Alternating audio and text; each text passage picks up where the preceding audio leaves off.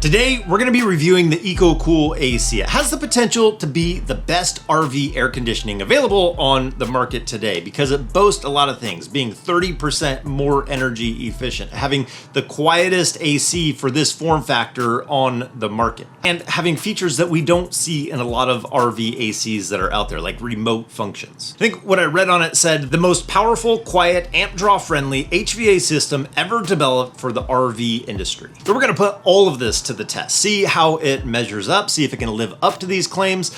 And we've been using it for well over a month, so I'm going to give you the pros and the cons, the things we love about it and the things that we would like to see change with it. So let's get into it.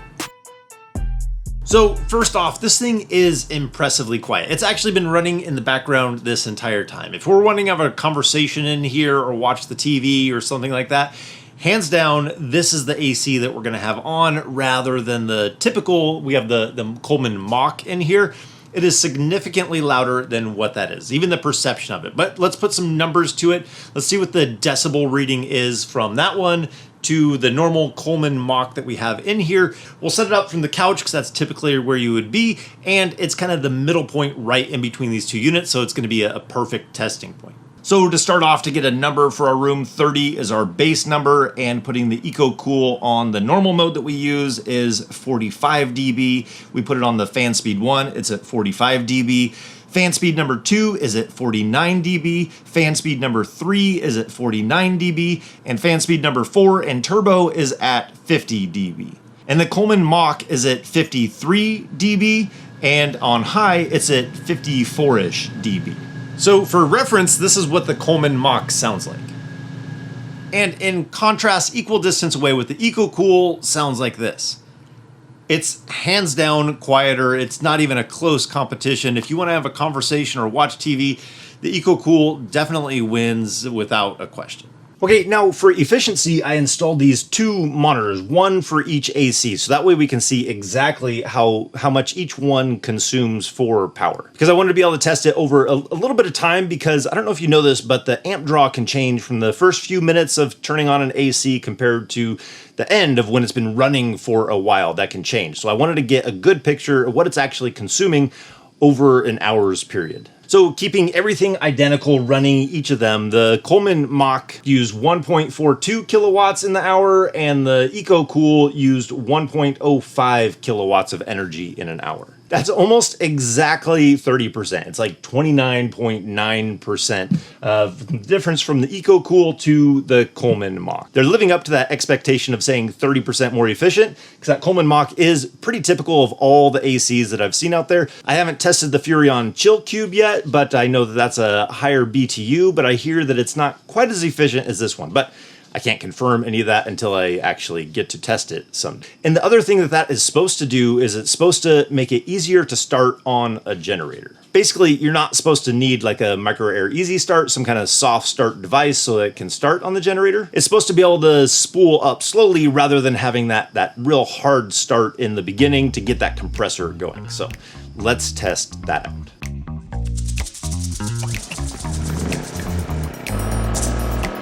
Okay, here we should be able to see what it's doing when it powers on. Okay, it didn't do it. Okay, so here's what just happened. The generator couldn't handle it, didn't start it up, so it quit producing power. And then the inverter caught it, turned on the AC, and then it transferred it over to the generator. I didn't have it on power assist or anything like that. It just turned itself off, and then the inverter turned it on, and then it transferred it. So I'm gonna try it one more time. So let me save you some of the pain of going through it, because I tried this several more times. I contacted the company because I wanted to give it a fighting chance. I didn't want to have one of my errors or my mistakes of not understanding it be the reason why it failed in this area as your typical AC. And so when I did test it, because I was testing what that inrush was, I'm usually getting between 35, the mid 30s to the mid 40s, up to 47, 48, I think was the highest that I saw. That's kind of depending on temperatures and all kinds of different things, but that's less than what your typical RV AC is out there. So it's less, but it wasn't less enough for our small inverter generator to start it. That generator can start the Coleman Mach because it has the micro air easy start on it, so it brings that amp draw way down to like the mid 20s or somewhere in there, and it's able to do it at that point. But with it being in the mid 30s to somewhere in the 40s, it wasn't able to do it on that specific generator. I imagine if you might have had a Honda, it might have done it. And I will say that we've been using it a lot, quite a bit on our inverter. So the MultiPlus hasn't had any problem starting it up. Sometimes we'll get a warning for that initial surge saying that if you continue running it that way, it's going to overload, but it's been able to do it no problem, even with other things on inside of the RV. Now, the end result of that is, yes, when it comes stock, it does have a lower amp draw than your typical RV AC, but our very small inverter generator was incapable of starting this AC unit. Now that brings us to the operation and the features of this, because we have a few ways that we can actually operate this. We have a remote, we have a keypad on there, and we have Wi-Fi, so we can use our phone from remote places to be able to change the AC if we need to. So on this remote, you can change all the modes. Of course, it has the AC, the cooling, you can run just the fan, but it's one of the only units out there with the variable speed compressor, so you're gonna get that efficiency, but it has the heat pump option in there. Once we switched over to having a heat pump, we use that all the time when the weather gets a little bit chilly and cold. It is one of our favorite additions that we've had to the RV with our previous AC, and we are really glad that it was on this one. For our second AC, I don't know that I would switch to another AC that doesn't have a heat pump. We really enjoy it.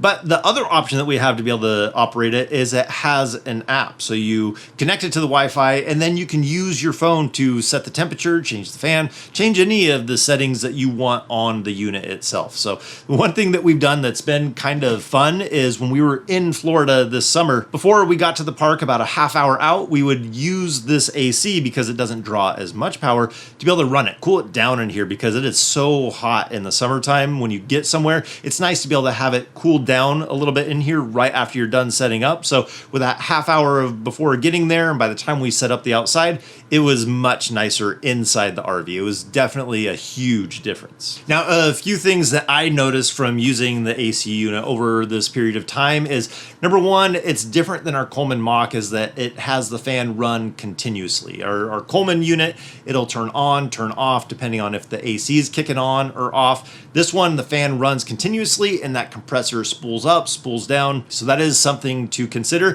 Some people like it to run full time, some people don't. So that kind of depends on your preference. Now, the install, there really wasn't much different for this AC compared to other ones. The one hurdle that I had is the bolts weren't long enough, but that is something that they have corrected. So I think at this time they've already had it to where there's an option for longer bolts, so you can get that package if you had an RV like this, rather than an Airstream or a Class B, something that your roof isn't quite as deep. But something like our fifth wheel needed the longer bolts, and I believe that's something that they have stocked now. Something that I did like on the install is the way that they handle the return air and the cold air coming out. You never want those to mix inside the AC. That is terrible, and they do a really good job. It's basically a channel so that air cannot mix inside the AC, making it more efficient. Now, something to note on the installs, they do have multiple options for a remote. We have this one, they do have a wall mount unit, they do have other integrations into OEM RVs, but if we were just swapping out our main AC in the RV,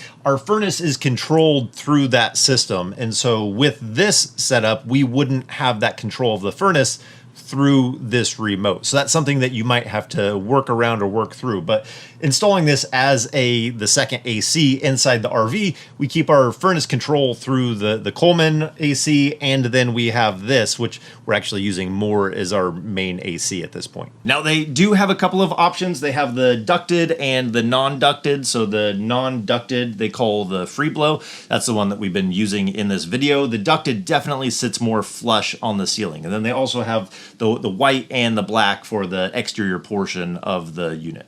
And the price at this time is $13.95. They did give me a code because they did know I was going to be making this video. They gave me a code to be able to pass along to you to save $50. So if you put in all about RVs that'll save you 50 bucks if you're interested in this. If you're looking for an AC that's a little bit more efficient and it's quieter and has those remote features, which those are kind of the core things that we really like about it, then this might be something that you would be interested in. The things that we would love to see improved on it is that I don't know if it's possible for them to be able to dial it in more for the start on a smaller generator. I know that amp draw is lower than your typical AC that's out there, but it'd be great if it could get just a little bit lower. The only other nitpicky thing that I have with it is it beeps every time you press a button. So every time you change the temperature or you change the fan speed or something like that, it beeps. So it's not in the settings that you can turn that off, but you can go in and remove that internally. They have a little tutorial on how to do that. So I'm going to be doing that with this because when you wake up in the morning and you're turning on the heat pump and other people are asleep,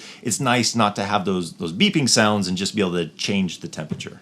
But those are really the only two things that I'd like to be able to change on this. When I was installing it, my wife liked the other ACs so much that she was like, if we don't like this one, can we swap back to the other one? I said, yeah, absolutely we can. After about a week of using it, she said that this is her favorite AC. I think just because it's cooling well inside the RV and it's quieter. That having it quieter makes such a difference on the inside of the RV. And I like the efficiency. So between those things, that makes it a winner for us. But I hope this information helps you out. If you're looking for an AC or looking to upgrade, that this gives you that side-by-side comparison. What's the efficiency actually like? What does it sound like? How much quieter is it? What are those remote features?